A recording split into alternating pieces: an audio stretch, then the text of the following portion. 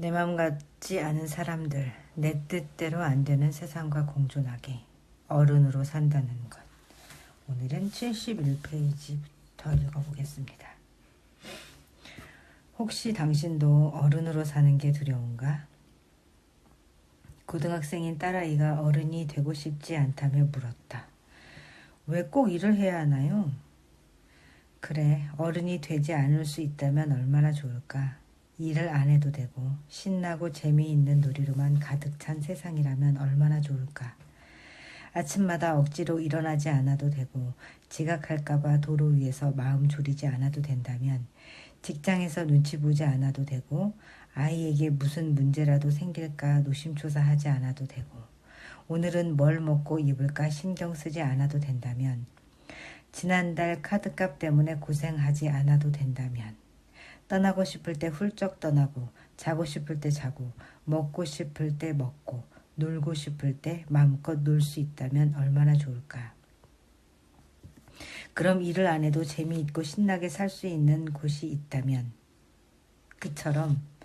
그처럼 일을 안 해도 재미있고 신나게 살 수 있는 곳이 있다면 내가 먼저 달려가겠다고 대답한 뒤 딸아이와 함께 그런 곳이 있는지 생각해 봤다.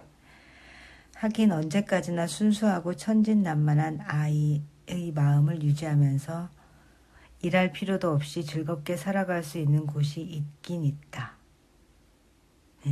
있다고요? 우선은 무인도에 혼자 가는 방법이다. 강에는 우유가 흐르고 나무에는 맛있는 과일들이 주렁주렁 열려 있어 먹을 걱정 없고 추위나 더위 걱정도 어떤 위험도 걱정 없는 낙원 같은 무인도. 그런 곳은 친구나 가족들과 같이 가면 되잖아요? 딸아이가 반문했다. 그렇지만 여러 사람 있으면 누가 먹을 것을 따오고 누가 우유를 길어오며 누가 쓰레기를 치울 것인지 순서와 규칙을 정해야 한다. 순서를 정한다는 것은 음식을 준비하는 사람과 먹을 사람을 나눈다는 것이고 곧 그것이 일이 된다는 것을 뜻한다. 그렇기에 일이 없으려면 결국 혼자서 가야 된다는 결론에 이른다. 다음으로는 바닷가에서 호리병 하나를 줍는 방법이 있다. 주문을 외우기만 하면 요술공주 지니가 나타나 무엇이든 필요한 것을 척척 갖다주는 호리병만 있다면 손 하나 까딱하지 않고 원하는 것을 다 가질 수 있을 테니까. 그렇지만 그처럼 모든 것이 충족되는 곳이라면 욕망도 없어질 테고 그러면 삶의 재미도 사라질 것이다. 나중에는 그저 요람에 편히 누워 사육당하는 꿈꾸는 기계가 되지 않을까? 더구나 그 호리병을 줍기 위해 평생 바닷가를 헤매야 할지도 모른다. 또 다른 방법으로는 피터팬처럼 네버랜드로 날아가는 것이다. 그곳은 항상 재미있고 신나는 모험이 가득 찬 곳이고 음식을 구하거나 집을 짓는 힘든 일 따위는 길 잃은 다른 아이들이 하면 되니까. 하지만 그러려면 피터팬은 그 아이들에게 음식 구하는 방법을 가르쳐 주어야 하고 또 그 아이들을 인디언이나 흑우 선장으로부터 보호해야만 한다. 마음대로 할 수 있게 되는 대신 막중한 책임과 의무를 짊어지는 것이다. 결국 하고 싶은 것만 맘껏 하면서 즐겁게 살 수 있는 곳에 간다 해도 책임과 의무가 따르는 어른이 되기 싫어 피터팬으로 있게 된다 해도 그에 따르는 문제들을 감수해야 하는 것이다. 혹시 당신도 어른으로 사는 게 두려운가? 그래서 피터팬이 사는 네버랜드를 꿈꾸는가? 그렇지만 안타깝게도 우리가 살고 있는 현실 세계에는 네버랜드가 없다. 아니, 불가능하다. 현실 세계는 네버랜드와 달리 냉정하고 엄격한 현실의 법칙이 있다. 현실에서는 시간이 흐르고 모든 것이 변한다. 우리가 살아남기 위해 수많은 경쟁을 거쳐야 하며 어떤 것도 대가 없이 그냥 주어지지 않는다. 살아가는 동안 크고 작은 것들을 잃어가며 나이가 들수록 무거운 책임감으로 더욱 고달파진다. 그리고 결국은 삶의 발자국 끝에서 우리를 기다리는 죽음과 만나게 된다. 이러한 냉엄한 현실에서 만약 순수한 동심과 영원한 젊음의 세계인 네버랜드로 가는 방법이 있다면 파우스트처럼 영혼을 팔아서라도 가고 싶은 게 당연한 시입니다. 그러나 영혼을 파는 것은 내 모든 감정과 사고 능력과 기억들을 잃어버리는 것이다. 기억을 잃어버리면 과거도 미래도 사라진다. 따라서 자신과 세상에 대한 기대나 희망 또한 잃게 된다. 이런 상태로 네버랜드에 간다면 어떤 기쁨이나 감동도 느낄 수 없다. 기억과 희망을 잃는 것은 바로 자기를 잃는 것이다. 그렇기에 어쩌면 죽음보다 더 큰 고통일 수도 있다. 기억을 잃어버리는 사람들이 있잖아요. 잃어버린 사람. 치매도 어떻게 보면 기억을 잃어버리면서 죽음으로 다가가는 과정인 거잖아요. 근데 그런 사람을 지켜보면서 힘든 게 우리일까 그들일까 잘 모르겠어요. 그러니까 그것이 무섭고 큰 고통이라는 거는 인지 기능이 있는 우리가 생각하는 부분이지 환자로 있는 그들이 생각하는 것 같지는 않더라고요. 더 마음 편해 보이더라고요. 이렇게 생각하면 안 되겠지만 저희 어머님도 치매를 겪고 이제 증세가 점점 심해지시고 결국에 요양원에서 돌아가셨는데요. 못 알아보세요. 그냥 때가 되면 밥을 먹고 좀 기계적으로 살아내신다라는 생각은 했어요. 근데 같은 상황도 고통이라고 생각하면 고통인 거고 그렇지 않다고 생각하면 또 아니기도 하는 게 우리의 삶인 것 같은데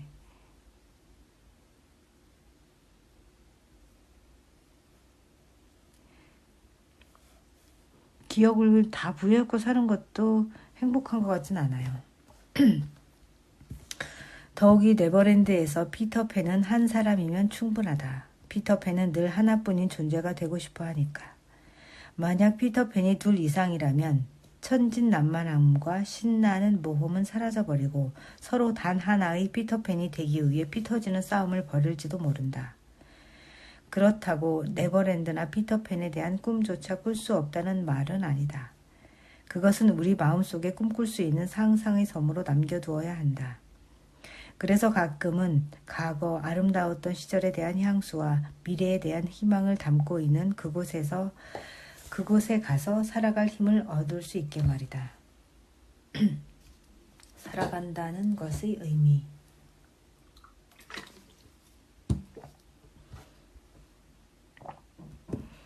살아간다는 거는 소비하는 것 같아요. 금전적인 소비도 포함이 되겠지만 우리가 감정 소비도 있잖아요. 뭔가 소비하는 것이 아닐까 하는 생각이 드네요. 10달 동안 나를 품어주고 보호해준 엄마의 자궁과 이별하기. 그것이 우리 삶의 시작이다. 엄마의 몸에서 탯줄을 끊고 이 세상에 나오는 순간 우리는 이미 되돌아갈 수 없는 상실의 강을 건너는 것이다. 상실의 강일까요? 그렇게 생각하진 않는데. 사실은 아기에게 이루 말할 수 없는 고통을 주게 되는데 정신분석학자 오토 랭크는 이때의 충격을 출생의 충격이라고까지 말한다. 그리고 태어나는 그 순간부터 산다는 것은 내게 소중한 것을 잃어버리는 과정 혹은 스스로 체념해야 하는 고통들로 점철된다. 그리고 결국 우리의 삶은 이 세상과의 이별로 끝을 맺는다.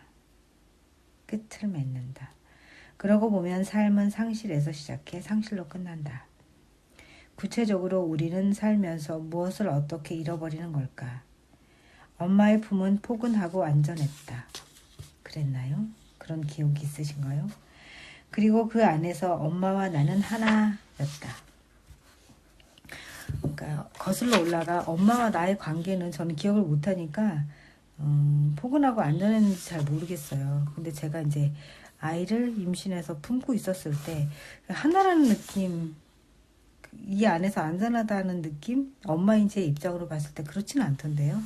포근하고 안전하다는 거는 그냥 사람들의 생각인 거지 그냥 그런 자연의 상태인 것 같아요. 그렇게 놓여지는 자연의 상태.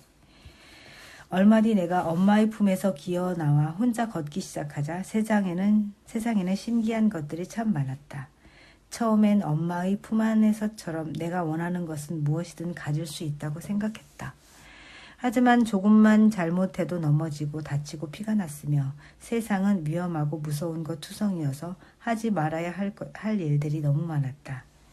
비로소 난 엄마와 내가 분리된 다른 사람이며 그것이 얼마나 슬픈 일인지를 알게 되었다.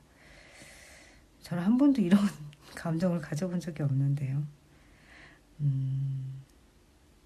이것이 바로 내가 세상에 태어나 경험한 최초의 슬픔이다. 난 엄마와 떨어지기 싫어 엄마의 치맛자락을 꼭 잡고 놓지 않으려 땡깡도 부려봤다. 이거는 사람마다 다른 것 같아요. 저희 엄마는 저를 표현하기를 냉정한 그러니까 너무 잘 떨어져서 그런 사람의 감정이라고는 없는 애 같다는 말씀을 하셨었거든요. 그런데 돌아오는 건 야단과 벌뿐이었다. 아, 나를 품에 안고 사랑스러운 미소를 지으며 젖을 먹여주던 엄마는 어디로 가버린 걸까? 그래도 엄마는 내가 필요로 할 때 항상 내 옆에 있어 주었다.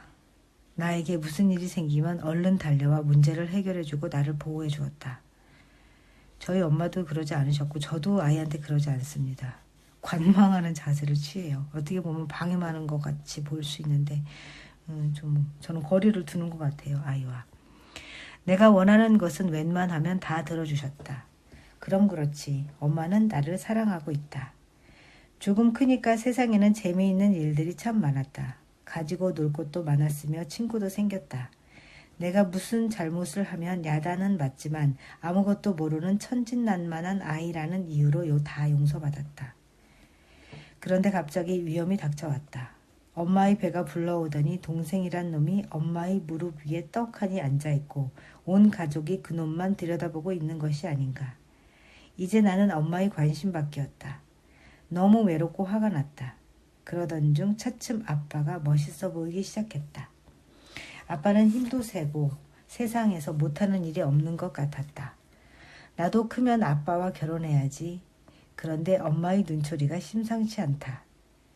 엄마는 내가 못된 상상을 한다고 미워하는 것 같았다.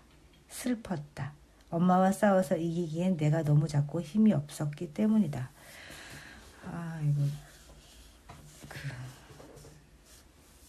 이분의 이야기가 아니라 오디푸스 컴플렉스, 엘렉트라 컴플렉스 얘기하시는 것 같은데요. 이 책이 프로이드의 정신분석 기초한 책이다 보니 그렇군요.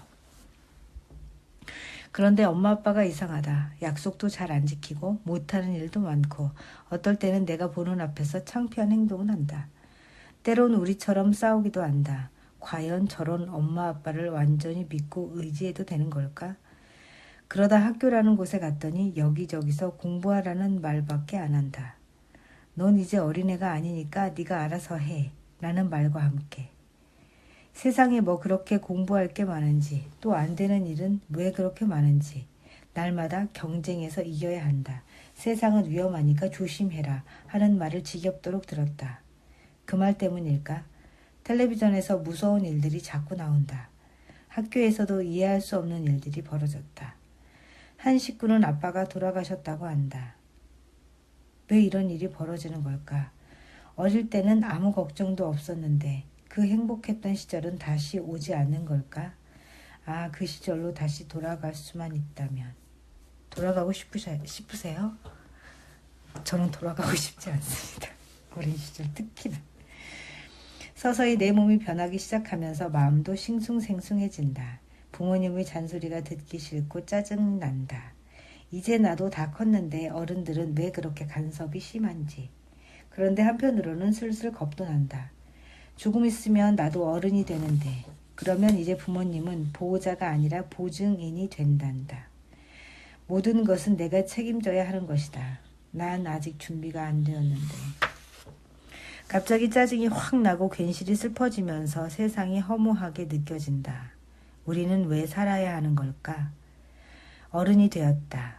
나를 대하는 사람들의 태도가 달라졌다. 드디어 내가 하고 싶은 건 뭐든 다 할 수 있다는데 오히려 할 수 없는 일만 더 많아진 느낌이다. 열심히 노력하면 다 이룰 수 있다더니 모두 거짓이었다. 네, 거짓이 많더라고요. 노력해도 안 되는 일이 세상엔 너무 많고 하물며 취직하기는 하늘의 별 따기다. 겨우 직장에 들어갔는데 내가 꿈꾸던 일은 아니다. 윗사람 비위도 맞춰야 하고 하기 싫은 일도 억지로 해야 한다. 그래도 사랑하고 결혼하면 행복하리라 생각했는데 더 이상 외롭지 않을 것 같았는데 오히려 혼자일 때보다 더 깊은 외로움이 나를 집어삼킨다. 때로 나를 짓누르는 의무와 책임에 숨이 막히고 미래에 대한 걱정으로 밤을 뒤척이게 된다. 어른이 되고 보니 세상은 배운 대로가 아니다. 세상은 불공평한 것 투성이다. 태어날 때부터 많은 것을 갖추고 태어난 사람이 있고 그렇지 못한 사람이 있다. 착하게 산다고 병에 안 걸리고 사고를 안 당하는 게 아니다. 사랑하는 사람을 먼저 저 세상으로 보내는 슬픔도 감당해야 한다. 게다가 믿었던 사람에게 배신을 당하는 일도 생긴다. 그런데 이런 불합리한 세상과 싸워 이기기엔 내가 너무나 작고 미미하다는 생각이 든다. 어른이 된다는 것은 이런 슬픈 현실과 나의 한계를 깨달아 간다는 걸까? 그런데 나를 더욱 슬프게 만드는 것은 나이를 먹고 언젠가는 죽는다는 사실이다. 인류학자인 어니스트 베커는 이에 대해 다음과 같이 말했다. 사람들은 그들에게 주어진 시간을 사용한다. 자신만의 재능을 살리고 남들과 다른 존재로서 자신을 만들고 자신의 기호를 넓히고 발달시키며 삶의 실망스러운 것들을 견디는 법을 배우고 성숙하고 단련되어 마침내는 동물의 상태를 초월하여 위엄과 존엄성을 지닌 자연 유일한 존재로 우뚝 선다. 이처럼 고귀한 개인이 되기 위해 60여 년 동안 믿을 수 없는 고난과 노력을 다한 뒤에는 죽을 수밖에 없다. 그러므로 살아간다는 것 자체가 슬픈 일이다. 전 보너스라고 생각하는데요. 태어났으니까 겪잖아요. 슬픔이든 기쁨이든.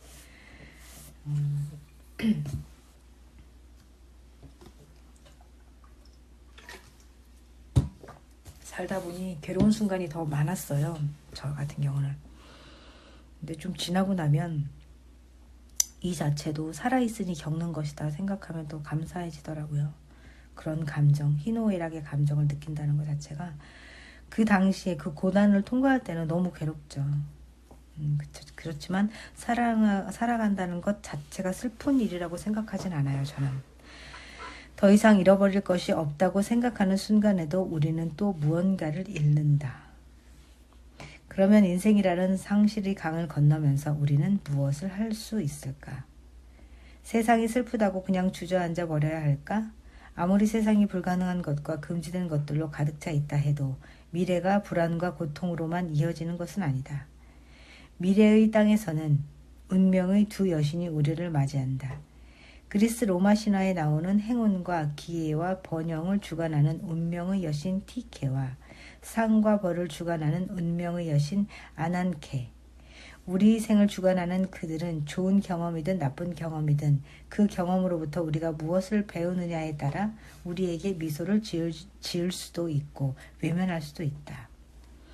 그런 의미에서 보자면 상실은 새로운 만남과 출발을 의미하기도 한다.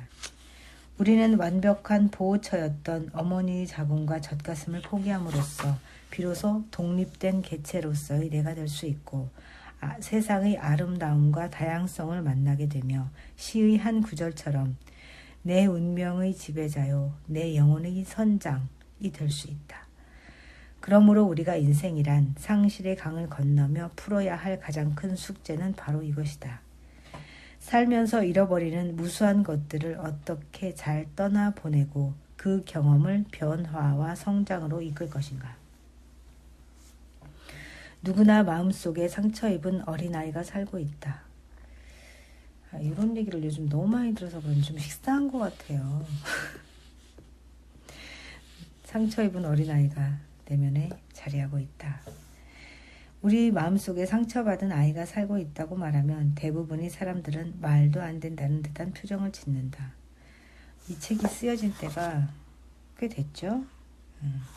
지금은 너무 흔하게 요즘은 넘쳐나는 정보의 홍수시대 우리가 살고 있잖아요. 너무 흔하게 들어서 이제 식상해지는 시대인 것 같아요. 어디 증거를 대봐라 하는 얼굴이다. 그러나 눈으로 볼 수는 없어도 그 아이는 분명 있다. 우리는 가끔 한밤중에 흐느껴 오는 아이의 울음소리를 듣는다. 8살 때 꿨던 꿈에서 그랬던 것처럼 십수년이 지난 지금에도 그 아이는 꿈속에서 괴물에게 쫓기며 달리고 또 달린다. 다른 사람의 사소한 말이나 행동에 분노하며 이성적으로는 설명하지 못하는 강렬한 감정이 치솟아 오르면 그건 대부분 아이의 분노와 슬픔이라고 생각하면 된다. 내가 자꾸 다른 사람을 있는 그대로 보지 못하고 어떤 특정한 시각으로 판단하고 있다면 그 아이가 사람을 보는 방식이 지금의 나에게 영향을 주고 있는 거라고 보면 틀림없다. 그렇다면 그 아이는 언제부터 내 안에 있었을까? 그리고 왜 계속해서 머물며 떠나지 않는 걸까? 잠시 나갔다 오겠습니다.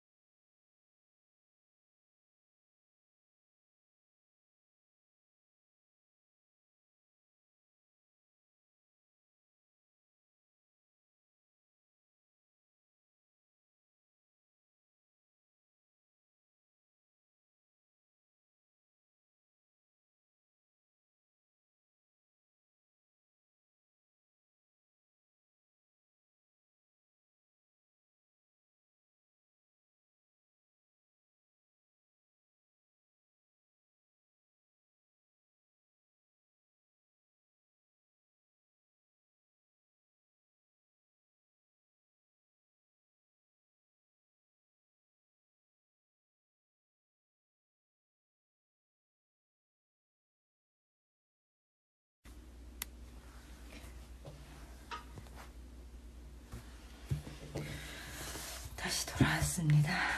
우리의 인생은 죽을 때까지 발달하고 성장하는 하나의 과정이다.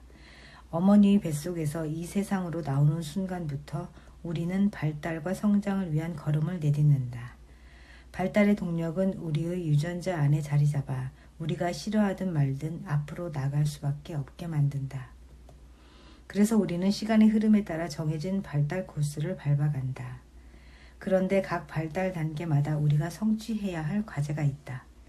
예를 들어 3살까지는 내가 엄마와 한 몸이 아니라 분리되어 있어 슬프지만 그래도 엄마가 나를 항상 사랑해주고 내가 필요로 할 때 내 옆에 있어준다는 믿음을 가질 수 있어야 한다. 엄마에 대한 변하지 않는 믿음을 배워야 하는 것이다. 그리고 4살, 5살 때는 앞으로의 사랑의 방향을 결정지을 오이디푸스 갈등을 해결해야 한다. 이때 오이디푸스 갈등이란 아빠라는 경쟁자를 물리치고 엄마를 내 것으로 삼으려는 욕망을 말한다. 한편 청소년기에는 자아 정체성을 확립해야 한다. 이런 발달은 성인기와 중년기, 노년기를 거쳐 죽을 때까지 진행된다. 그러므로 인생이란 평생을 걸쳐 나라는 집을 짓는 과정과도 같다. 그 집이 완성되면 우리는 무덤으로 들어가고 그 집은 나의 묘비명이 된다. 그런데 집을 지을 때 초기의 기반 공사가 중요하듯 우리의 인생에 있어서도 생후 몇 년 동안의 경험이 그 뒤의 인생에 대한 윤곽을 잡는다. 이때의 경험을 바탕으로 나와 타인 그리고 세상을 보는 방식이 결정되고 대인관계의 패턴이 정해지며 사랑의 향방이 드러난다. 물론 이것으로 우리의 삶이 완전히 결정되는 것은 아니다. 다행히 살면서 교정하고 수정할 기회는 얼마든지 있다. 다만 기초공사가 잘못된 집을 고치려면 돈과 노력이 많이 드는 것처럼 우리의 삶 또한 기초에 잘못된 것을 고치려면 그만큼 많은 시간과 노력을 기울여야 한다. 따라서 이 시기에 받은 상처는 그 흔적을 깊게 남긴다. 문제는 상처 없는 삶은 없다는 데 있다. 우리의 삶은 상처로부터 자유롭지 못하다. 왜냐하면 우리는 끝없이 욕망하는 존재이고 그 욕망이 다 채워지는 경우는 결코 없기 때문이다. 이를테면 아이가 엄마 품에서 기어나와 홀로 서기를 배우고 세상을 배워갈 때 아이에게는 자신을 안심시키고 지켜봐주는 엄마의 사랑이 절대적으로 필요하다. 그런데 이때 엄마가 없거나 혹은 엄마라는 존재가 사랑을 주었다가 불시에 화를 내고 짜증을 내는 등 예측할 수 없으면 이런 경우가 더 많지 않나요? 어떻게 끊임없이 같은 일관된 자세로 사랑을 줄 수가 있죠? 저는 다시 엄마 역할을 하라 해도 그렇게는 못할 것 같아요. 아이는 외로움과 두려움을 느껴 큰 상처를 입는다. 아이의 일에 사사건건 간섭하는 엄마도 문제다. 이 경우 아이는 자율성을 빼앗겨 더 큰 상처를 입게 된다. 그렇다고 엄마가 곁에 있으면서 필요에 따라 적절히 반응해주면 아이가 상처 입지 않을까? 아니다. 그럼에도 아이는 상처를 입을 수밖에 없다. 왜냐하면 세상에 완벽한 엄마는 존재하지 않으니까. 완벽한 엄마가 존재하지도 않지만 인간관계라는 것이 내가 가진 렌즈로 세상을 보잖아요. 그렇기 때문에 완벽하게 맞춰주는 존재는 없을 것 같아요. 우리가 속마음을 이렇게 들여다볼 수는 없잖아요. 유리알같이 투명해서 들여다본다 하더라도 우리가 그 안에 있는 모든 것을 꿰뚫어서 볼 수는 없잖아요. 어느 면에 서 있느냐에 따라서 그 면만 제대로 가시적으로 관찰을 하겠죠. 엄마 역시 욕망하는 인간이므로 때로는 남편에 대한 화를 애꿎은 아이를 탓하는 것으로 풀 수도 있다. 저희 엄마도 그러하셨고 저도 그러했을 테고 또 현실에서는 어떤 일이 일어날지 아무도 예측할 수 없다. 엄마가 잠깐 설거지하는 사이에 아이가 식탁에 기어오르다가 의자와 함께 나동그라질 수도 있는 것이다. 그러므로 크든 작든 우리 삶 자체가 상처로부터 자유롭지 못하다. 그런데 이때 아이가 상처를 입었는데 아무도 알아차리거나 치료해주지 않으면 그 상처는 깊은 상흔을 남기고 아이는 마음 안으로 숨어버린다. 그리고 더 이상 발달을 멈추어버린다. 물론 어느 한 부분이 발달을 멈추었다고 그 아이의 전체적인 발달이 멈추는 것은 아니다. 상처 입은 부분을 제외한 다른 곳들은 발달을 계속한다. 그러나 그 결과 지적인 능력은 뛰어나지만 정서적으로 매우 미숙한 사람이 되는 등 불균형한 발달이 이루어진다. 이렇게 상처 입고 안으로 숨어 들어간 아이의 시간은 과거에서 정지되어 버린다. 그런데 다행히 우리는 살면서 과거의 상처를 회복할 수 있는 기회를 맞이하게 된다. 예를 들어 어릴 적 엄마와 떨어지는 과정에서 생긴 상처는 청소년기 때 다시 한번 회복할 수 있는 기회를 맞는다. 이때는 심한 성장통을 앓게 되는데 정상적인 성장통에다 과거에 이루지 못한 성장통이 더해지기 때문이다. 한편 내 마음속 상처 입은 아이도 고통에서 벗어나고자 끊임없이 노력한다. 자라지 않은 그 아이도 자라고 싶어하는 것이다. 그래서 과거 상황으로 돌아가 상처받았던 일을 아예 무효화시키려 하거나 그 상황을 다르게 재현해 봄으로써 상처를 극복하려고 애쓴다. 우리가 과거의 고통을 자신도 모르게 자꾸 반복하는 이유가 거기에 있다. 그런데 슬프게도 아이의 시도는 대부분 실패로 끝난다. 왜냐하면 그 아이는 과거로 되돌아가 이미 지나가 버린 과거를 복원하려는 헛된 시도만을 반복하기 때문이다. 만일 계속해서 비슷한 고통을 겪고 있다면 혹시 그 고통이 내 마음속 아이가 몸부림치면서 내는 소리가 아닌지 주의 깊게 살펴볼 필요가 있다. 그래서 그 아이가 성장하고 싶어서 내는 몸부림 소리라면 우리는 그 아이가 고통스러웠던 기억으로부터 벗어나게 도와주어야 한다. 그러기 위해서 우리는 과거로 되돌아갈 것이 아니라 그 과거를 떠나보낼 수 있어야 한다. 그리고 그 전에 먼저 울음을 참고 있던 아이가 마음껏 울 수 있도록 해줘야 한다. 그리고 어디가 아팠는지 아이가 말할 수 있도록 도와주어야 한다. 아이가 자기의 상처를 내보이고 그것을 도려내거나 약을 바를 수 있도록 해줘야 하는 것이다. 우리는 그렇게 과거의 상처는 아무는 데 필요한 제2의 성장통을 겪는다. 이때 제2의 성장통이 어떤 특정 시기에만 올 수 있는 것은 아니다. 60살이 넘어서도 올 수 있다. 우리가 그 아이의 아픔을 보길 원하고 상처가 치유되길 원한다면, 그 아이가 고통을 멈추기를 원한다면 그 작업은 언제든지 가능하다.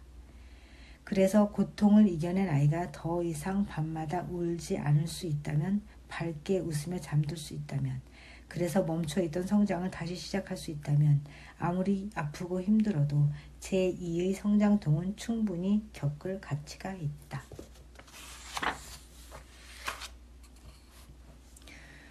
왜 떠올리기 싫은 과거와 만나야 하는가?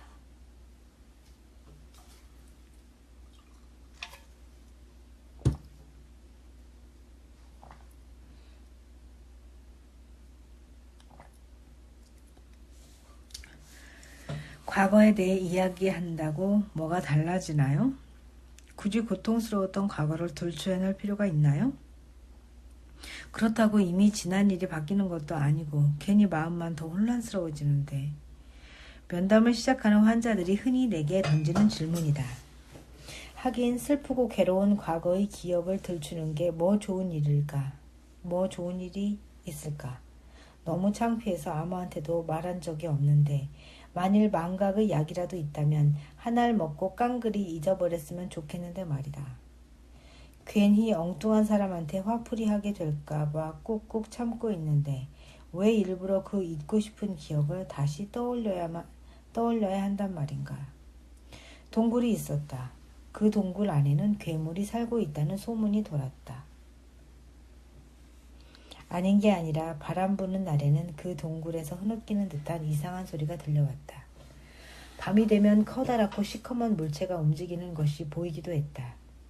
그래서 아무도 그 동굴 안에 들어가려 하지 않았다. 그런데 문제는 그 안에 있는 샘물이었다. 날이 가물어 먹을 물이 필요했지만 사람들은 괴물이 무서워서 아무도 선뜻 동굴 안에 들어갈 엄두를 내지 못했다. 수소문 끝에 유명한 동굴 탐험가를 데려왔다. 그리고 그가 앞장서서 비추는 불빛을 따라 동굴 안으로 조심스레 들어갔다. 여기저기 뾰족한 돌이 많아 몇몇 사람은 돌에 걸려 넘어지곤 했다. 그래도 사람들은 샘물을 찾아 계속해서 동굴 안으로 깊숙이 들어갔다.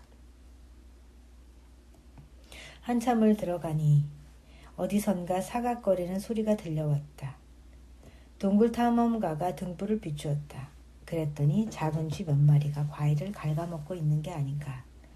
동굴 안에서 갑자기 웃음이 터져 나왔다. 아, 저 조그만 쥐였구나. 쥐가 과일을 갉아먹는 소리가 바람에 울려 그렇게 크게 들렸고 동굴 반대편으로 들려오는 달빛 때문에 쥐의 그림자가 그렇게 크게 일렁였던 거구나. 이후 사람들은 안심하고 맑은 샘물을 길어다 먹을 수 있었다. 정신분석은 바로 이런 과정과 같다. 동굴은 우리의 무의식이고 그 안에 있는 쥐는 과거의 무섭고 힘들었던 기억이다. 동굴 안의 샘물은 우리가 마음 안에 있는 창조성이자 참 자아다. 그런데 사람들은 과거에 상처받고 무서웠던 기억에 비추어 현재를 바라보는 습성이 있다. 그래서 과거의 기억에서 벗어나지 못하고 각자 정작 자기 마음 안에 있는 건강한 부분을 찾아내지 못한다. 이거는 정신분석학적 관점이고요. 과거에 상처받고 무서웠던 기억을 우리가 잊지 않는 것은 똑같은 상황이 나왔을 때 다시 상처받지 않으려고 방어하는 방어기제라고 또 어떤 분은 말씀을 하시더라고요. 그것도 맞고 이것도 맞고 그런가요? 여기서 동굴 탐험가는 바로 정신분석가를 말한다. 인간의 무의식에 대한 지도와 탐험의 경험을 갖고 있는 분석가는 환자와 같이 그의 무의식을 탐험한다. 그래서 그가 두려워하고 있는 것의 실체를 볼 수 있게 해준다. 이때 그 실체는 어릴 적에는 놀라고 무서워할 수밖에 없었지만 성인이 된 지금은 충분히 해결할 수 있는 문제다.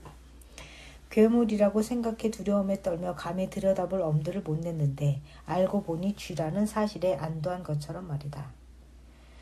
동굴을 탐험하는 과정은 바로 정신분석에서 말하는 자유연상과 같다. 우리는 마음속 이야기들을 꺼내면서 어렴풋이 느끼고는 있었지만 혼란스럽고 두려웠던 나 자신의 감정과 만나게 된다. 그러면 왜 그때는 그럴 수밖에 없었는지 이해하게 된다.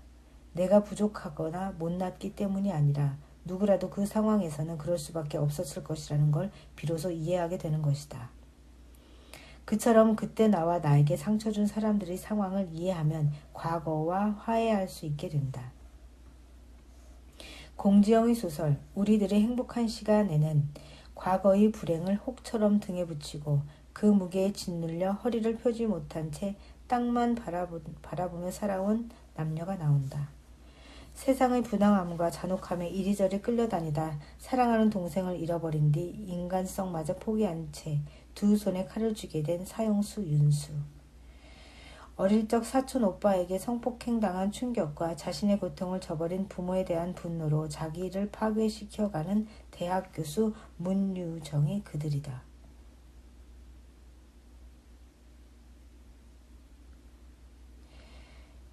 저는 영화는 보진 않았지만 책은 읽었는데 기억이 안 나네요. 대충 사형수와 상처당한 젊은 여성 이렇게밖에 기억이 안 나네요. 너무 오래전에 읽어서 그런 건지 그때는 굉장히 감정의 격동을 느꼈는데 잊었네요. 윤수에게는 알코올 중독인 아버지에게 갖은 학대를 당하다 끝내 눈이 멀어버린 동생 은수가 있다. 아버지가 농약을 마시고 자살한 뒤 어린 두 형제는 고아원과 소년원을 전전하면서 세상의 비정함을 온몸으로 겪는다. 그러다 병든 동생 은수가 치료 한 번 제대로 못 받아보고 길바닥에서 죽는다. 그 뒤 세상을 증오하게 된 윤수는 범죄자의 무리에 끼어 교도소를 들락거린다. 그러던 어느 날 윤수는 어쩌다가 강도 행각을 벌이게 된다. 그는 한 여자아이를 강간한 뒤 결국 세 여자를 살해하는 끔찍한 범죄를 저지른다. 유정은 16살 때 사촌 오빠에게 성폭행을 당한다. 그런데 유정의 어머니는 공포와 수치심에 벌벌 떠는 어린 딸을 안아주기는커녕 그 사실을 감추기에 급급했고 심지어 모든 책임을 딸에게 돌린다. 이후 유정은 세상의 위선과 비열함에 분개하며 세상과 가족에 대한 분노를 자신에게 돌려 3번이나 자살을 기도한다. 이 소설은 이처럼 상처로 얼룩진 과거로 인한 분노와 슬픔을 어쩌지 못해 제 몸과 주변을 찔러대는 두 남녀가 감옥이라는 극한 곳에서 만나 용서와 화해를 배우고 삶을 사랑하게 되는 과정을 그리고 있다. 그러나 고슴도치처럼 세상을 향해 가시를 곤두세우고 있는 그들이 용서와 화해를 배운다는 것은 그리 쉬운 일이 아니다. 두 남녀가 차갑게 얼어붙은 자신의 마음을 열기까지는 많은 시간이 필요했다. 이 과정의 첫 단계는 바로 서로에 대한 신뢰 쌓기다. 신뢰를 쌓는다는 것은 거창한 일이 아니다. 그저 약속을 지키는 것, 그리고 곁에 있어주며 이야기를 들어주는 것에서부터 시작한다. 유정은 자신도 모르는 힘에 이끌려 매주 목요일마다 윤수를 면회간다. 유정은 강간한 살인범을 마주하고 윤수는 강간을 당한 피해자와 마주한다. 둘은 서로의 상처 혹은 잘못과 마주하는 것이다. 그렇게 얼마나 지났을까? 두 사람은 마음을 열고 자신에 대해 이야기하기 시작한다. 그리고 결국 그들은 과거와 화해하고 자신을 용서하며 자신의 발목을 잡고 있던 과거의 족쇄를 풀 수 있게 된다. 유정은 15살, 그때 자신은 어렸고 누구라도 그 상황에서는 자신처럼 어쩔 수 없을 거라고 상처를 다독였다. 윤수는 자신뿐만 아니라 누구라도 그 상황에서 동생을 구할 수는 없었을 거라고 상처를 어루만졌다. 정신분석가 비오는 사람에게는 자신이 경험한 것의 진실을 알고 이해하고 싶은 욕구와 그것을 알고 싶지 않고 피하고 싶은 욕구가 있다고 했다. 그래서 과거를 추억하면서도 한편 과거의 상처들에 침묵하려고도 하는 것이다. 어떤 사람들은 이미 지나간 과거를 기억해내는 것이 과거에 사로잡혀 사는 것이라고 비판하기도 한다. 그러나 과거의 상처나 고통, 원한 등을 씻어내야 자신을 관찰하고 비평할 수 있는 능력을 되찾을 수 있다.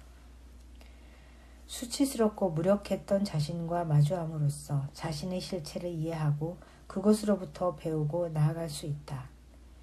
과거를 온전히 돌아보지 않고는 우리의 내적인 삶은 발달하지 못한다. 사람들은 대부분 분노하며 과거를 부정하거나 합리화시켜버리면서 적당히 덮어버리려 한다. 과거에 대한 기억을 억압하고 부정하며 그 일이 마치 꿈속에서 일어났던 일인 것처럼 비현실화시키기도 한다. 모두 죽음 같은 침묵의 세계로 들어가 버리는 것이다. 그러나 침묵은 과거의 상처를 덮어주고 치유해주기는커녕 과거의 상처가 음지로 들어가 자라게 만들 뿐이다. 마음의 고통을 씻어내기 위해서는 우선 내 마음을 열 수 있어야 한다. 서로에게 상처를 내보이기, 그리고 자신의 상처에 대해 말하기. 이 과정은 정신분석과도 흡사하다. 정신분석 역시 신뢰할 만한 사람에게 마음을 열어 자신의 상처를 풀어가는 과정을 겪기 때문이다. 그처럼 마음을 열고 분노와 절망, 외로움, 그리고 슬픔을 쏟아내고 나면 우리는 비로소 울 수 있게 된다. 과거의 고통과 원한을 씻어내고 그것의 실체와 마주한 뒤 자신에게 상처를 준 사람들과 거기에 매달려 살아온 자신을 용서하고 화해하는 법을 배우는 것이다. 우리는 현재를 살고 있다. 그러나 현재는 과거로부터 파생되며 그것은 미래를 결정짓는다. 그렇기에 나의 현재와 미래는 내가 지나온 과거로부터 자유로울 수 없다. 하지만 과거에 받은 정신적 충격에서 벗어나지 못하면 그 고통이 지금의 나를 지배하게 된다. 아니, 그 고통은 나의 미래로까지 이어질 수도 있다. 내가 내 인생의 주인공이어야 하는데 떠올리기 싫은 과거가 주인공이 되어버리는 꼴이다. 그때도 죽을 것처럼 힘들었는데 도대체 언제까지 과거의 일 때문에 힘들어야 한단 말인가? 적을 알아야 전쟁에서 이긴다는 말처럼 마음의 고통으로부터 벗어나려면 먼저 과거와 만나 과거와 화해해야 한다. 그래야만 과거로부터 자유로워져 행복을 찾아 떠날 수 있다. 윤수와 유정이처럼 말이다. 우리 모두는 행복해질 권리가 있다. 행복이라는 단어가 썩 유쾌하진 않은 것 같아요. 저는.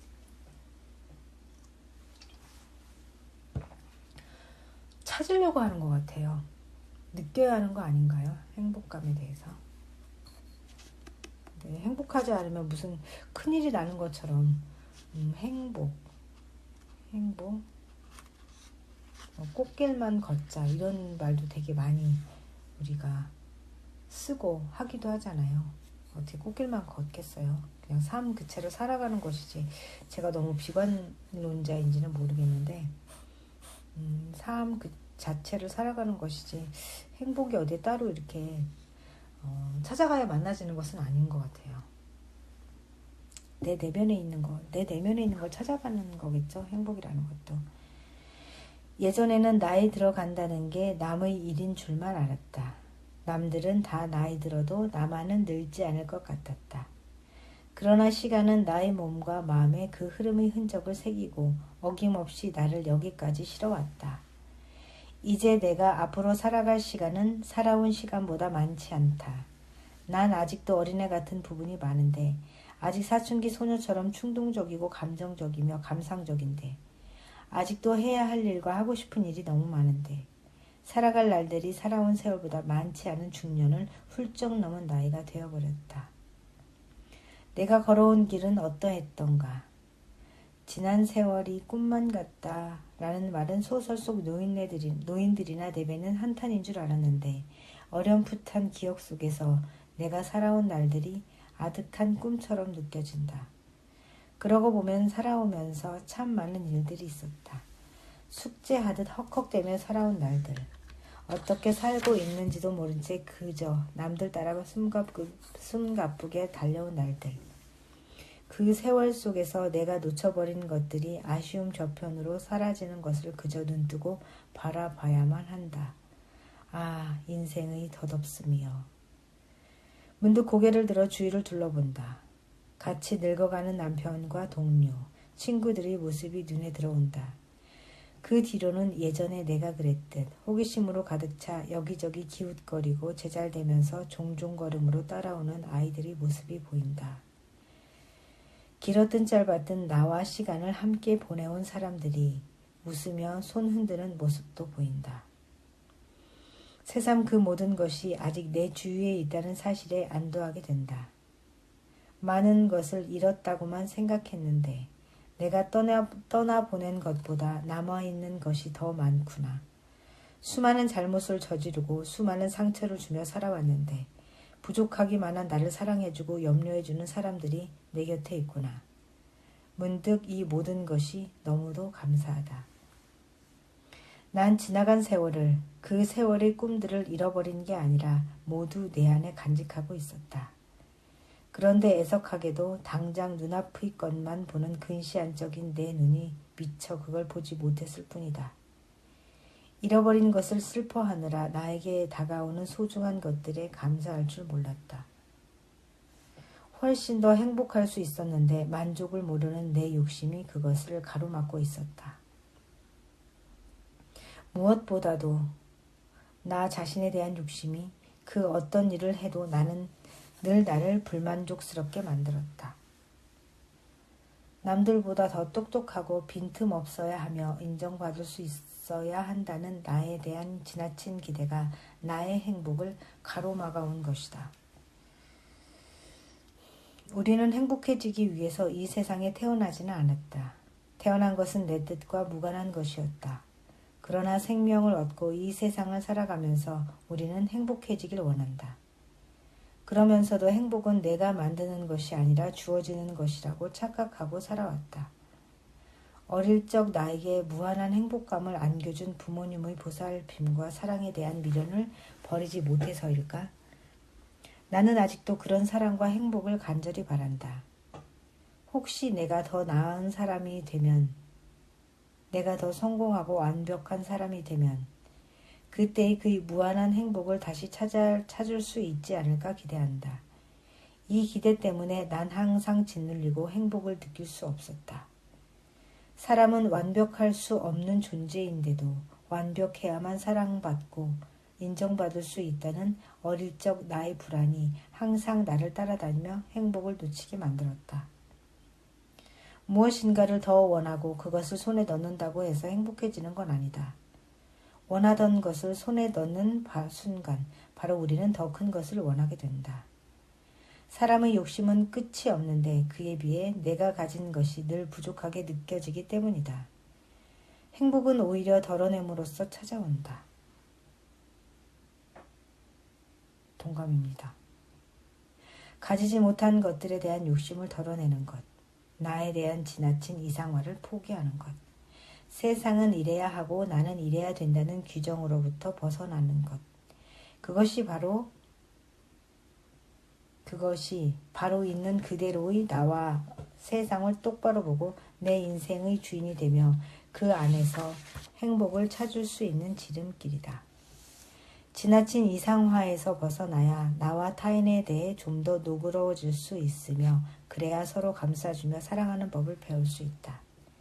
어쩌면 이 너그러움을 배우는 과정이 바로 어른이 되는 과정일지도 모른다. 요즘 너그러움을 배우려고 저도 많이 노력을 합니다. 일단 저 자신에 대해서 너그럽게, 그래 너는 게을러. 이렇게 인정하고 하루를 시작하려고 해요.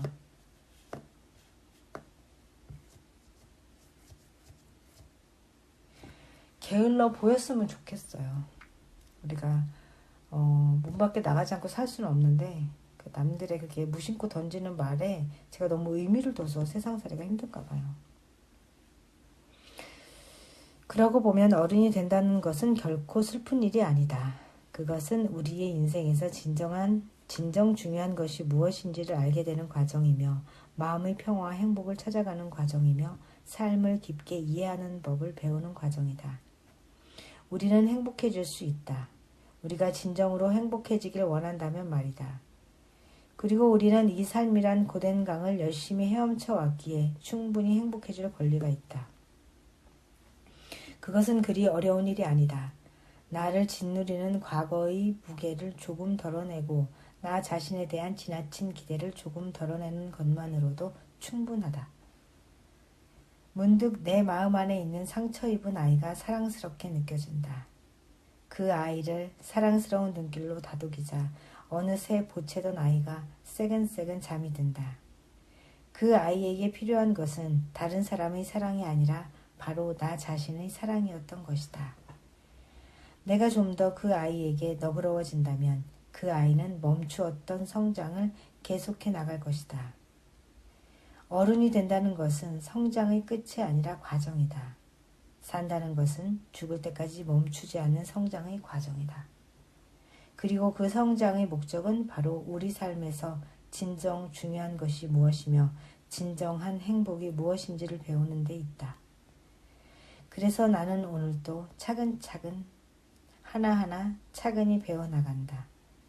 지나가 버린 것들을 떠나보내고 새로운 것들을 맞이하는 법. 서로 사랑하며 감사하는 법. 그리고 인생의 작은 행복을 느끼고 즐기는 법을. 비록 내가 더 많이 배우지 못할지라도 나는 그것에 만족하고 싶다. 왜냐하면 그게 바로 나니까.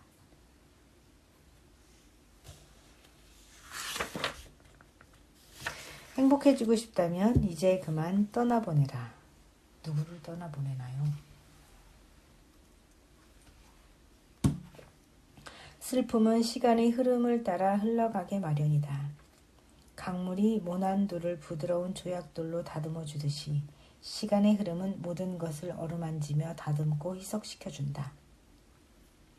아무리 고통스러웠던 기억도 그 통렬한 슬픔도 붉은 핏빛의 원한도 시간의 흐름을 타고 흘러가다 보면 모두 다듬어지고 희석되어 과거의 기억 속으로 빨려 들어가게 마련이다. 그렇기 때문에 우리는 살아간다.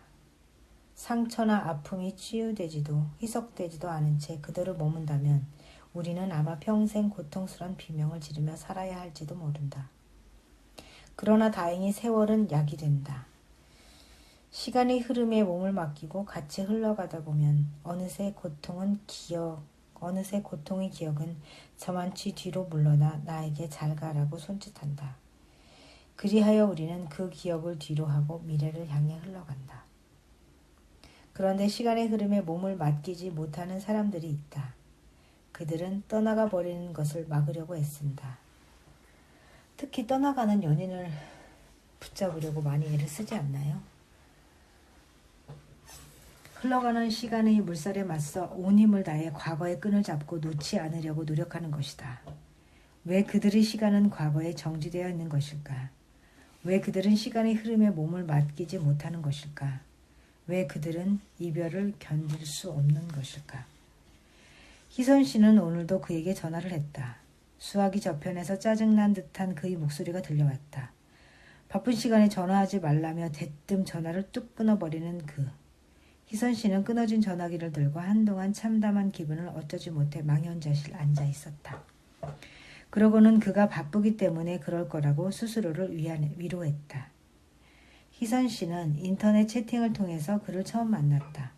어쩐지 그와는 이야기가 잘 통했다. 그는 어두운 사람이었다.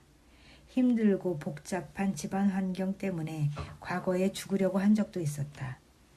늘 냉소적이고 비관적인 태도로 일관하는 그는 세상의 그 무엇도 믿지 않는다고 했다. 그녀는 그라면 자신의 아픔을 이해하고 어루만져 줄 수 있을 거라고 확신했다. 그녀 자신 또한 그의 상처를 이해하고 보듬어 줄 수 있을 것 같았다. 그들은 몇 번 더 채팅을 한 뒤 만났고 처음 만난 날 둘은 함께 밤을 보냈다. 처음 만난 날. 그는 냉담한 목소리로 가끔 자고 싶을 때만 연락하자고 했다. 하지만 희선 씨는 그를 잊을 수가 없었다. 너무 보고 싶어 하루에도 수차례 전화를 걸거나 메시지를 보냈다. 그러나 그는 그녀의 전화를 무시하기 일쑤였고 간혹 어쩌다 전화를 받아도 귀찮다는 듯 퉁명스럽기만 했다. 희선 씨는 자신이 왜 이런 비참한 대우를 받으면서까지 그에게 매달리는지 그 이유를 알 수 없었다. 그냥 그를 안 보면 죽을 것만 같았다. 친구들이 너 미쳤니? 하며 말리는 소리도 귀에 들어오지 않았다. 사실 이런 경험이 그녀에게 처음은 아니었다. 어휴 이런. 이전에 만났던 몇 명의 남자들도 하나같이 그녀를 똑같은 방식으로 대했다. 그럼 그녀에게 문제가 있는 건데요. 때로는 견딜 수 없는 모욕감을 느끼면서도 그녀는 그런 남자들에게만 끌리는 자신을 이해할 수가 없었다. 희선 씨의 아버지는 살아생전 무뚝뚝하고 가족들에게 무관심했다. 아파서 병석에 누워있는 날이 더 많았던 어머니는 신경질적인 목소리로 그런 아버지에게 불만을 터뜨릴 때가 많았다. 그래서 어릴 적부터 집안은 늘 부부싸움하는 소리로 조용할 날이 없었다. 아버지는 화가 나면 어머니를 때리거나 자식들에게 심한 벌을 주곤 했다. 희선 씨는 그런 아버지가 차라리 없었으면 좋겠다고 생각한 적이 많았다. 그러다 중학교 때 아버지가 암에 걸려 1년 정도 투병을 하다 돌아가셨다. 아버지 장례식 날 그녀는 눈물이 나오지 않았다. 병상에 누워있는 아버지를 지극정성으로 간호하며 온갖 굳은 일을 도맡아 하던 그녀였다. 그 모습을 지켜보았던 주위 사람들은 의외라고 생각했다. 그 뒤 10여 년이 지난 지금까지 그녀가 아버지 산소를 찾아간 건 딱 2번뿐이다.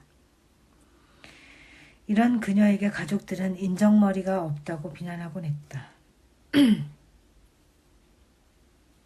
그녀도 그런 자신을 냉정한 사람이라고 생각해 죄책감에 시달렸다. 희선 씨의 문제는 죽은 아버지를 떠나보내지 못하는 데 있었다. 그녀가 아버지의 죽음 앞에서 울 수 없었던 것은 바로 아버지의 죽음을 인정하고 받아들일 수 없었기 때문이다. 그래서 그녀는 차마 아버지의 죽음을 마주할 수 없었고 아버지의 산소에도 갈 수 없었던 것이다. 아버지는 희선 씨에게 사랑과 미움의 대상이었다. 가족에게 무관심하고 무서운 아버지였지만 막내인 그녀만큼은 귀여워해 주었다. 그래서 술만 먹고 들어오면 그녀의 볼에 뽀뽀를 하고 쓰다듬어 주었다. 하지만 그녀는 아버지가 볼을 부빌 때 까칠한 그 느낌이 너무 싫었다. 그럼에도 언제나 아버지를 그리워했다. 이렇듯 그녀는 늘 아버지에 대해 사랑과 미움이라는 양극단의 감정에 휘말려 괴로워했다. 그런데 아버지는 그녀가 그런 감정을 채 해결하기 전에 세상을 떠나버렸다. 우리가 누군가를 떠나보낼 때는 그 대상을 마음속에 간직한 뒤에야 비로소 그를 완전히 떠나보낼 수 있게 된다. 그러나 희선 씨처럼 그 대상에 대한 사랑과 미움이라는 양가 감정이 심할 때는 그를 마음속에 담아둘 수 없게 된다. 더구나 그녀는 자신의 미움이 아버지를 죽음으로 몰고 갔다는 죄책감에 시달렸다. 그 결과 그녀는 더욱더 아버지의 죽음을 받아들일 수 없었던 것이다. 사람들은 상처가 있을 경우 무의식 중에 과거로 돌아가 그 상황을 반복하되 다르게 재현함으로써 고통에서 벗어나고자 한다. 희선 씨가 반복해서 자신에게 가혹하게 대하는 남성에게 이끌리고 매달리는 이유는 바로 그것이다. 아버지에 대해 채 해결하지 못한 감정을 그 남성들에게 대입시켜 반복하고 있었던 것이다. 그럼으로써 그녀는 아버지의 죽음을 부인하고 아버지가 아직도 곁에 있음을 확인하려고 했다. 그러나 그들은 그녀의 아버지가 아니기 때문에 그녀의 집착은 자신을 파괴할 뿐이었다. 이렇게 떠나가 버린 것에 집착하여 그것을 다시 붙잡아 두려는 눈물겨운 시도는 죽음에 의한 상실에만 있는 것이 아니다. 난 여태껏 모든 관계가 시간이 지남에 따라 변한다는 사실을 받아들이려 하지 않았어요. 그저 동생이 태어나기 전에 나만을 사랑해 주었던 엄마와의 관계로 되돌아가려고 집착했던 것 같아요. 부모 자식 사이라도 나이가 들면서 서로 사랑하는 마음은 변함없어도 그 관계는 변하기 마련인데도 말이죠. 한 환자의 말이다. 그녀는 4살 때 남동생이 태어나기 전까지 온 가족의 귀염을 독차지하고 살았다. 그러나 남동생이 태어나자 상황이 갑작스럽게 바뀌었다. 남동생이 엄마의 무릎을 차지하고 모든 사람의 관심과 귀염을 독차지했다. 더구나 남동생은 몸이 약했다. 엄마는 몸이 약한 남동생을 돌보느라 정신이 없었고 애정을 갈구하는 그녀에게 돌아오는 건 엄마의 짜증뿐이었다. 그러자 어린 그녀는 엄마가 자신을 싫어한다고 생각했고 이후 엄마의 사랑을 잃어버릴까 봐 몹시 두려워하기 시작했다. 그래서 그녀는 엄마의 사랑을 얻기 위해 엄마가 원하는 대로 자신을 맞추어 살아왔다. 엄마가 혹시라도 자신에게 무관심하거나 짜증을 내면 그녀는 견딜 수 없었다. 엄마가 왜 그러는지, 자신을 사랑하는지 끊임없이 확인해야 했다. 그런 그녀에게 엄마는 당연히 더 짜증을 냈고 그러면 그녀는 더 불안해져서 엄마에게 화내며 매달리곤 했다. 이런 악순환이 반복된 것이다. 누구나 동생이 태어나면 온전히 자신만을 사랑해주던 엄마를 잃어버릴 수밖에 없다. 그렇다고 엄마가 나를 사랑하지 않는 것은 아니다. 남동생이 태어났어도 나를 사랑하는 엄마의 마음은 변함이 없으며 그걸 깨달으면서 상실의 아픔을 이겨나간다. 하지만 그녀는 4살 이전의 엄마만을 가슴속에 간직한 채 현실을 인정하려 들지 않았다. 4살 이전의 엄마는 이미 존재하지 않는데도 떠나보내지 못함으로써 그녀는 어른이 된 지금까지도 방황하고 있는 것이다. 그녀는 정신치료 작업을 통해 그동안 쌓인 슬픔과 분노를 토한 뒤 지금까지 자신에게 일어났던 일들을 객관적으로 볼 수 있게 되었다. 그러면서 비로소 자신이 진정 잃어버린 게 무엇인가를 깨달았다. 25년 동안의 긴 마음의 고통 끝에 그녀는 4살 이전의 엄마를 떠내보낸 것이다. 과거에 대한 집착에서 벗어난 그녀는 참으로 평온해 보였다. 우리는 상실한 것들에 대한 절망이나 분노의 감정을 극복하고 과거의 실수나 잘못을 반복하지 않기 위해서 잃어버린 것들을 애도해야 한다. 그래야 감정의 경랑에 휩쓸려 떠내려가는 것을 피할 수 있고 잃어버린 것들의 실체를 분명하게 볼 수 있다. 또한 우리가 그것들을 잃어버린 이유와 앞으로 무엇을 해야 하는지도 알게 된다. 이때 애도란 우리가 잃어버린 것을 슬퍼하며 더 이상 우리 곁에 없는 것을 내 마음 안에 담아 간직하는 작업이니 떠나버린 대상과의 관계가 나의 내면으로 들어와 나의 정신구조를 형성해 가는 과정이다. 그럼으로써 비로소 자유로워진 내 정신적 에너지가 새로운 다른 세상을 찾아 출발할 수 있게 해주는 과정이다. 또한 애도란 상실에 대한 슬픔과 우리 자신의 한계를 반추하는 기간을 허락함으로써 인생에 대한 깊은 통찰과 이해를 얻게 되는 과정이기도 하다. 이 과정을 마르셀 프루스트는 다음과 같이 말했다. 슬픔을 이겨낸 뒤에는 관념이 찾아온다. 슬픔이 관념으로 바뀔 때 우리의 심장을 후벼 파는 슬픔은 그 힘의 일부를 상실한다. 그리고 이러한 변화 자체는 비록 순간적이라 해도 약간의 즐거움을 내뿜게 된다.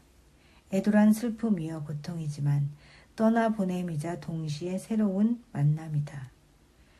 과거와 미래를 연결하는 다리이며 떠나보낸 것들이 내 안에 내면화되어 나의 정신과 사고를 형성해가는 작업장이기도 하다. 그렇기 때문에 어른이 되기 위해서는 애도할 수 있는 능력이 필요하다. 왜냐하면 크고 작은 애도의 과정을 거쳐야 우리는 비로소 어른이 될 수 있고 세상을 살아가는 동안 또 죽을 때까지 우리는 계속 떠나보냄과 맞아들임을 반복해야 하기 때문이다. 이러한 애도를 할 수 있으려면 단지 있었던 사건이나 사실을 기억하는 것 외에도 우리의 행동과 가치 판단, 느낌들, 판타지까지 기억해야 한다. 애도를 한다는 것은 잃어버린 대상만을 애도하는 것이 아니다. 우리가 성장하는 동안 어떤 중요한 시기에 우리를 지배했던 태도나 사고로부터도 떠나오는 것을 의미한다. 사랑하는 사람의 죽음을 혹은 그 어떤 과거를 떠나보내지 못한 사람들이여, 행복해지고 싶다면 이제 그만 떠나보내라. 과거의 끈을 놓지 않으려 안간힘을 쓰는 한 고통스러울 수밖에 없다. 물론 떠나보내는 작업은 쉽지 않다. 하지만 과거를 떠나보내고 나면 새로운 세상이 열린다. 성장한 영혼이 세상을 다시금 새롭게 바라보기 때문이다. 그러니 그게 무엇이든 더 이상 두려워하지 말고 떠나보내라. 그만큼 고통스러웠으면 됐다. 그것으로 충분하다.